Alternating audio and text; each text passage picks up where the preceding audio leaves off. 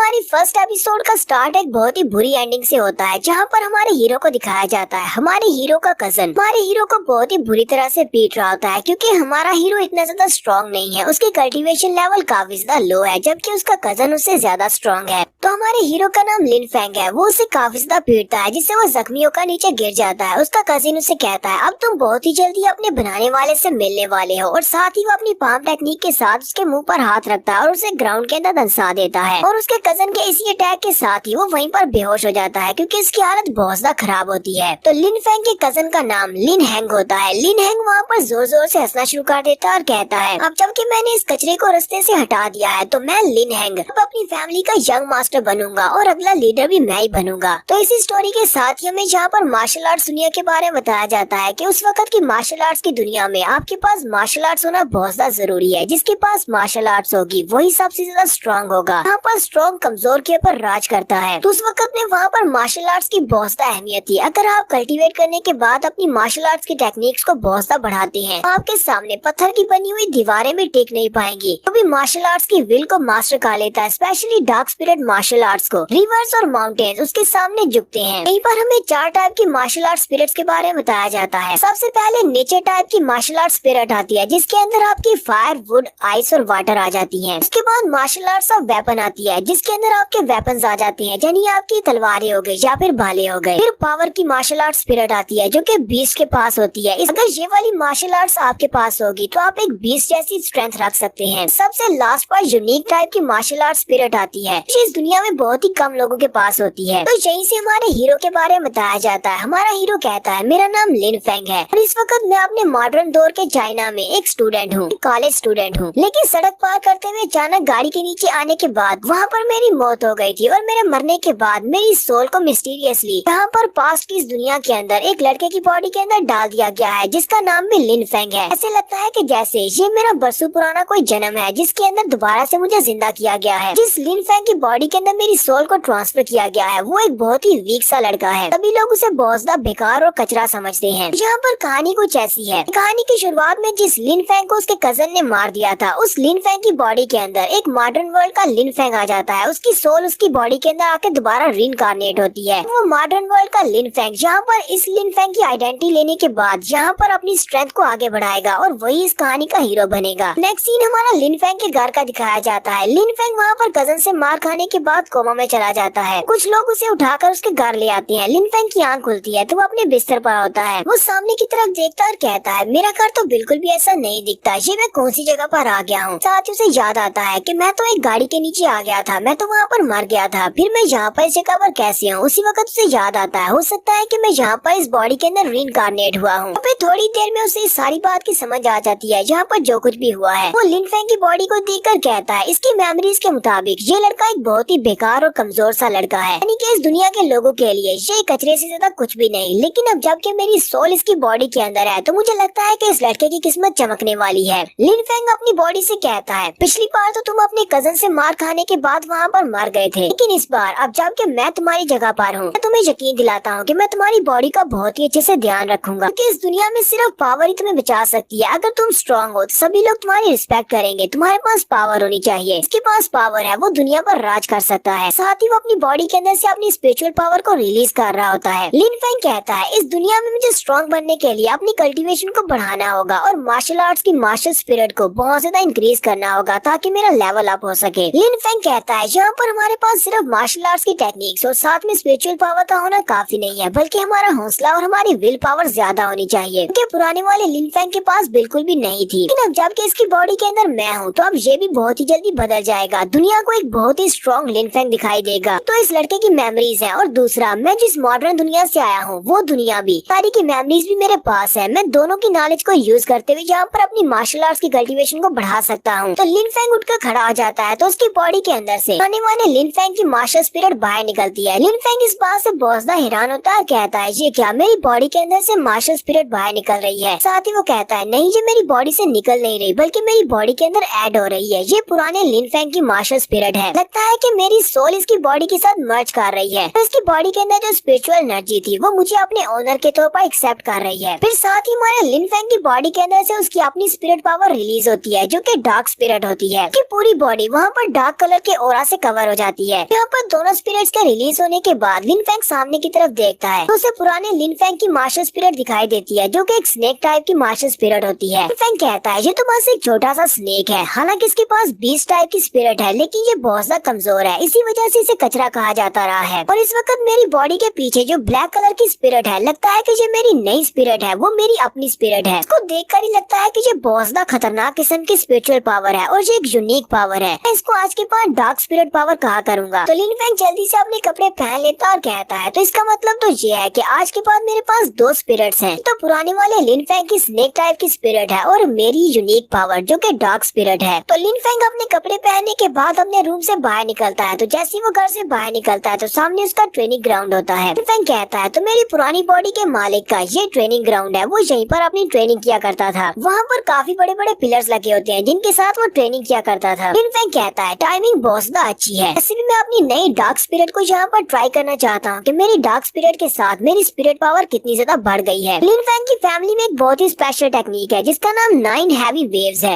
9 heavy waves technique को use करते हुए अपनी पाम को सामने की तरफ करता है, उसके अंदर से बहुत सारी स्पिरिट एनर्जी रिलीज होती है। सामने जितने भी पिलर्स होते हैं वो सारे के सारे स्टोन पिलर्स वहीं पर टूट जाते हैं। वहाँ पर एक जबरदस्त धमाका होता है। लिन फेंग बहुत ज्यादा खुश हो जाता है और कहता है ये तो बिल्कुल भी बुरा नहीं है, मुझे ये बहुत ज्यादा पसंद आया। कि मैंने प्रेडिक्ट किया था, मेरी पावर वाकई में बढ़ चुकी है। इस वक्त मैं अपने 7th लेवल पर पहुंच चुका हूँ, यानी कि आज के बाद कोई भी यहाँ पर मुझे कचरा नहीं कहेगा। तो लिन फेंग अभी वहीं पर खड़ा होता है कि उसी वक्त पीछे से उसके फादर निकलते हैं और उसे कहते हैं बेटे तुम यहाँ पर क्या कर रहे हो, तुम्हारी बॉडी अभी पूरी तरह से हील नहीं हुई, तुम्हें वापस जाकर अपने रूम में रेस्ट करनी चाहिए। लिन फेंग उसे कहता है फादर आपको परेशान होने की जरूरत नहीं है, मेरी बॉडी पूरी तरह से ठीक हो चुकी है, अब मुझे और ज्यादा बिस्तर के ऊपर रेस्ट करने की जरूरत नहीं है। फादर उसे कहते हैं मुझे इस बात से बहुत ज्यादा खुशी हुई, तुम्हारी बॉडी के ऊपर काफी गहरे जख्म थे लेकिन वो बहुत ही जल्दी हील हो गए। फादर उसे कहते हैं मुझे लगता है कि तुम्हारे साथ ये जो भी हादसा हुआ है ये सब कुछ तुम्हारे उन दोनों कजिन्स ने किया होगा। क्या उन दोनों के अलावा यहाँ पर और कौन हो सकता है जो तुम्हें मारना चाहता है? मुझे तो लगता है कि वो वाकई में तुम्हें वहाँ पर मारना चाहते थे लेकिन वो अपने मकसद में कामयाब नहीं हो सके। लिन फेंग अपने फादर से कहता है फादर आपको मेरे लिए ज्यादा परेशान होने की जरूरत नहीं है, अब जबकि मैं बिल्कुल ठीक हो चुका हूँ, मेरे साथ जिसने भी ये सब कुछ किया है मैं उसको खुद ही संभाल लूंगा, आपका बेटा अब बड़ा हो चुका है। फादर भी उसकी बात सुनने के बाद काफी ज्यादा हैरान होती है और कहते हैं इसको देखकर ही महसूस हो रहा है जैसे कि मेरा बेटा काफी ज्यादा चेंज हो चुका है, ये पहले से बहुत ज्यादा स्ट्रॉन्ग लग रहा है। फादर सोच रहे होते हैं अगर वाकई में इस हादसे के बाद मेरा बेटा पहले से स्ट्रॉन्ग हो गया है, मुझे लगता है कि इसके ऊपर जो अटैक हुआ है वो इतना भी बुरा नहीं था, ये मेरे लिए एक ब्लेसिंग से कम नहीं है। फिर साथ ही फादर की नजर वहाँ पर स्टोन पिलर्स के ऊपर पड़ती है, वो उसे कहते हैं लिन फेंग यहाँ पर इन सारे स्टोन पिलर्स के साथ क्या हुआ, ये सारे के सारे गिर कैसे गए? लिन फेंग स्टोन पिलर्स की तरफ देखकर अपने फादर से कहता है फादर इसके लिए भी आपको परेशान होने की जरूरत नहीं है, मुझे लगा शायद मेरी स्पिरिट पावर बढ़ गई है, इसी वजह से मैं यहाँ पर आकर ट्रेनिंग कर रहा था और ट्रेनिंग के दौरान ये सारे स्टोन पिलर्स गिर गए और टूट गए। फादर उसकी बात सुनने के बाद फिर से सोच रहे होते हैं सारे पिलर्स को तोड़ना कोई आसान काम नहीं है, मुझे लगता है कि इसने यहाँ पर जो ब्लास्ट किया है अंदर 7000 पाउंड की पावर तो जरूर होगी, इसका मतलब यह है कि मेरा बेटा 7th की लेयर तक पहुँच चुका है। लेकिन अचानक से ऐसा कैसे हो सकता है? मार खाकर वापस आने से पहले तक तो ये काफी लंबे अरसे तक 5th लेवल तक अटका रहा है, इसी वजह से सभी लोग इसको कचरा समझ रहे थे।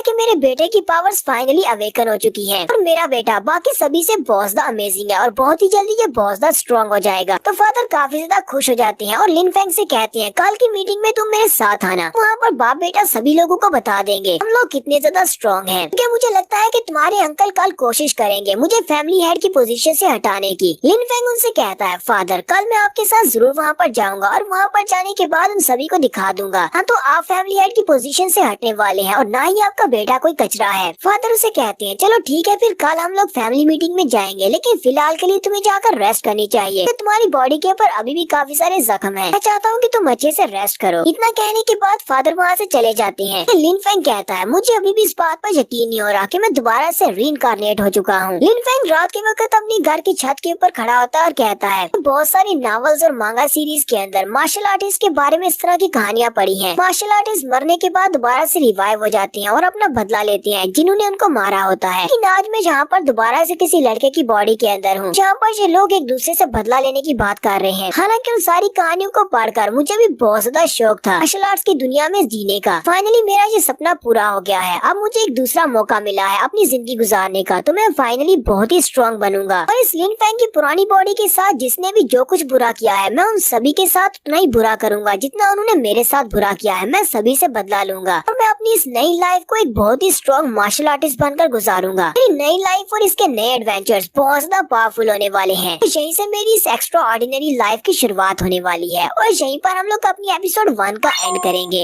एपिसोड की एक्सप्लेनेशन अच्छी लगी हो तो कमेंट करके जरूर बताइएगा। चैनल को